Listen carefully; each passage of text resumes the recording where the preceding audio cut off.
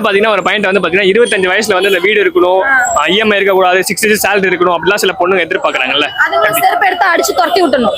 தேவையே இல்லை, நீ போய் தொலை அப்படி சொல்லிட்டு. அந்த மாதிரி பொண்ணுங்களை எதுக்கியா நீங்க ஸ்டார்டிங்லேயே கடவுள் உங்களுக்கு சொல்ற இது வேணாண்டா, இது சரியில்லடான்னு, எதுக்கு அதுங்க கிட்ட போயிட்டு வேண்டவே வேண்டாம்.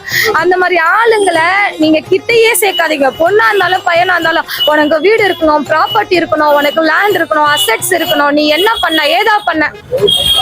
டு பி ஃப்ராங்க் ஒன்னு சொல்றேன், என்னுடைய சோல் அப்படின்னு நான் நினைக்கிற சோல் கிட்ட -50 இருக்கு, 0 இல்லைங்க, -50 இருக்காங்கங்க.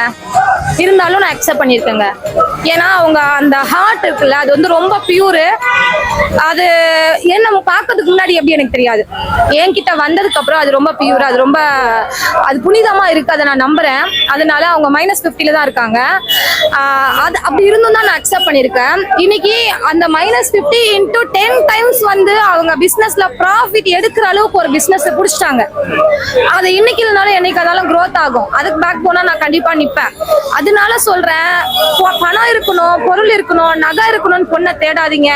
பொண்ணுங்களுக்கு சொல்றேன், இவனுக்கு வீடு இருக்கணும், இவனுக்கு அசட் இருக்கணும், அது இருக்கணும், இது இருக்கணும் தேடாதீங்க. வாழ்க்கை 0 ஆயிடும், அது போய் டிவோர்ஸ்ல நின்னுடும்.